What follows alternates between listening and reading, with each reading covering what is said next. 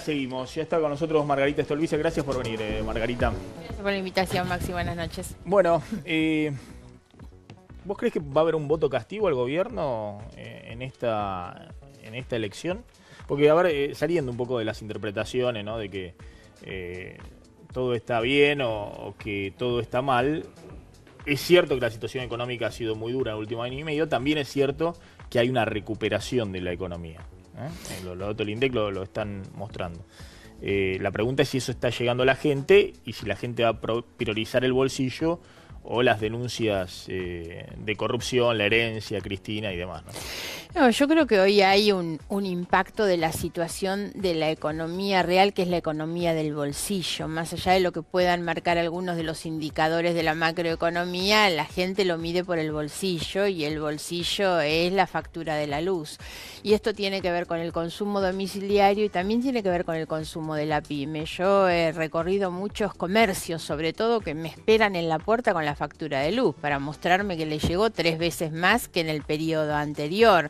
Me ha pasado llegar a una pyme el otro día en Junín, una de plásticos y de impresión, donde me mostraban todos los costos generales, pero lo más grave era que en el pago de la factura de luz habían pasado de 70.000 a 200.000.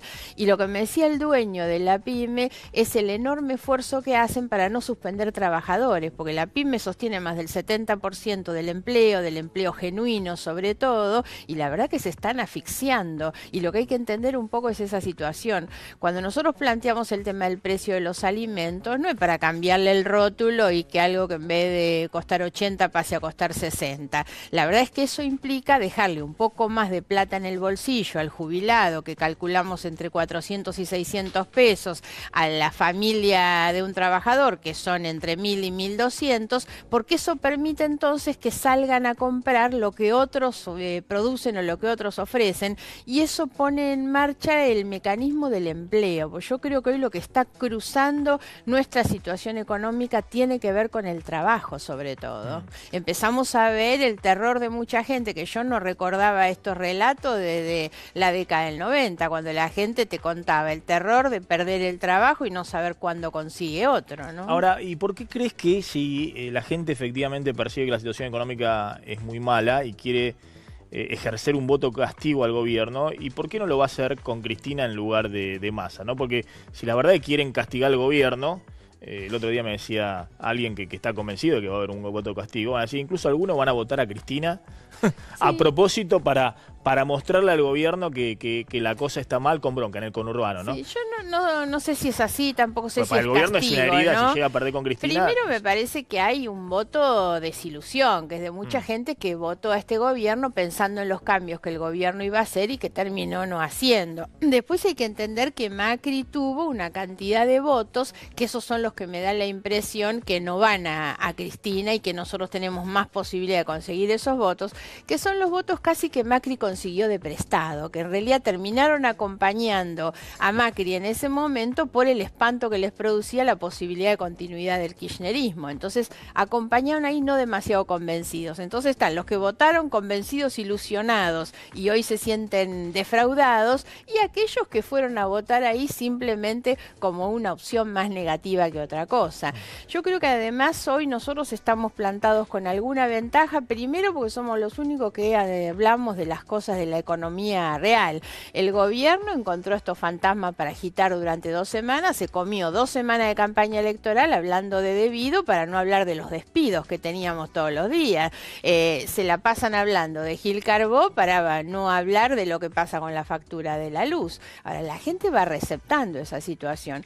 Y después algo que me parece también que hay que marcar en términos de los indicadores económicos y de los resultados que nos dan, que el gobierno exhibe números promedio, pero el problema es que en el número promedio nosotros lo que tenemos que evaluar es que cae 18% el consumo de leche, y eso significa que hay gente que se priva de la leche es porque la está pasando muy mal, y lo que sube es el patentamiento de los autos de alta gama. Entonces, claro, en los porcentajes nos dan promedios un poco razonables y no se está contemplando la situación de toda esa gente que está sufriendo, ¿no? Hoy reapareció Cristina en un estilo muy que no heavy. Le conocíamos. No, sí. claro, un estilo muy heavy. Yo decía incluso sin cuestionar lo que antes decía de Macri. Antes decía Macri es el poder económico gobernando para los ricos. Ahora, bueno, se equivocó en algunas medidas, vamos a tratar de que corrija el rumbo. Es decir, un estilo muy zen. No parece muy creíble, ¿no? Porque digamos que no es ella, ni siquiera en la crítica a Macri. Me parece que ni siquiera ella es sincera respecto de su planteo, porque ella misma cree que Macri en realidad no es que se está equivocando, sino que realmente lo que está llevando a cabo es un plan o un programa que poco tiene que ver con las cosas que otros pensamos que deberían hacer. Pero ¿no crees que hay una parte de la sociedad que en última instancia está extrañando a Cristina, y eso es lo que apuesta la expresidenta, Cristina es la realidad que el macrismo quiso, así como Macri fue la realidad que eligió Cristina. Cristina en su momento confrontó con Macri y terminó haciéndolo presidente, y Cristina es la realidad que ha querido el macrismo. Vos decís que la infló el macrismo. Pero y ahora se encuentra con el Primero la subieron a un escenario donde no estaba. Cristina se va del gobierno muy pero muy mal realmente, con un nivel de desprestigio brutal, investigaciones por delitos cometidos en la administración pública, aislamiento internacional, 12 millones de personas en condición de pobreza. Terminan muy mal el gobierno, rechazada por su propio partido, porque muchos de los que ahora vuelven a mirarla porque marca, lo cierto es que le dieron vuelta a la cara cuando terminaron. Muy mal. Yo digo, escondidos en el placar sin posibilidad de asomar la nariz. Y realmente el propio Macri es el que la levanta. La levantan ellos cuando deciden confrontarlo, ponerla arriba del escenario, porque en una especulación muy mezquina creen que ellos juntan votos exhibiéndola a Cristina, y lo otro es que terminan de inflarla con los propios errores de un gobierno que gobierna para pocos, que le da la espalda a la gente. Entonces, bueno, naturalmente que todo eso ha ido potenciando a Cristina. Se hace carne en muchas personas esta estrategia que instala el kirchnerismo de que todos somos igual, y robaban los de antes y roban lo de ahora. Entonces, en la cuestión esta de la generalización de lo que son o de lo que somos, y bueno, nos quedamos con la señora que nos dio alguna cosa, o que por lo menos nos escuchaba. Luis Gasulla, una pregunta para Margarita Stolbizer. Sí, Margarita, mucho ha investigado a los hijos de Cristina, a Cristina, Otesur, Los Sauces y ahora el Instituto Patria. ¿Cómo se financia Cristina Fernández de Kirchner? Pero la pregunta es, ¿cómo se financian ustedes? ¿Cómo se financia Sergio Massa? En realidad lo que Sergio Massa tiene hoy, y que para mí esto es importante marcarlo, es un bloque de legisladores tanto nacional como provincial que es realmente poderoso. Solamente en la Nación tiene creo que 38 diputados y tiene otro tanto en la provincia, y todos ellos aportan y sostienen. Ustedes fíjense que prácticamente yo pago los gastos siendo yo sola la que aporta, pero tengo un descuento de 20.000 pesos por mes a mi partido político. Si eso lo multiplicamos por la cantidad de legisladores, Massa tiene hoy el financiamiento, lo que es por lo menos traslado, alquileres, publicidad, la contratación de los consultores, que tiene todo absolutamente en blanco a partir del aporte de sus legisladores. Una pregunta de Pablo Mendelevich. ¿Qué tal, Margarita? Hola, Pablo. ¿Cómo te va? ¿Vos cómo te imaginás el futuro, el momento post-electoral? ¿Catastrófico? ¿Con problemas de gobernabilidad, o pensás que puede tener algún asidero lo que dijo Macri en un par de discursos que pasó inadvertido cuando dijo, después de las elecciones todos nos tenemos que sentar a dialogar? Primera cuestión, tengo la tendencia a no imaginar escenarios catástrofe, ¿no? La otra cuestión, y que me parece que esto debería ser un llamado de reflexión al gobierno, porque no se trata de hacer un montaje ideal del futuro, sino de construirlo. Soy una convencida que los países avanzan cuando construyen consensos y no grietas, y ahí lo importante sería que Macri supiera que le quedan 2 años por gobernar, y por lo tanto lo que tiene que tener claro es saber con quiénes puede consensuar. Yo estoy convencida, y me parece que esta es la discusión de la elección. Esta es una elección en la que no se elige gobierno, se elige cómo se compone la oposición, cómo se compone el Congreso, y por lo tanto el gran desafío es reconocer a una oposición que tenga capacidad constructiva de cooperar cada vez que haya que hacerlo. Nosotros hemos demostrado eso durante todo el año pasado en el Congreso, pero también poner límites.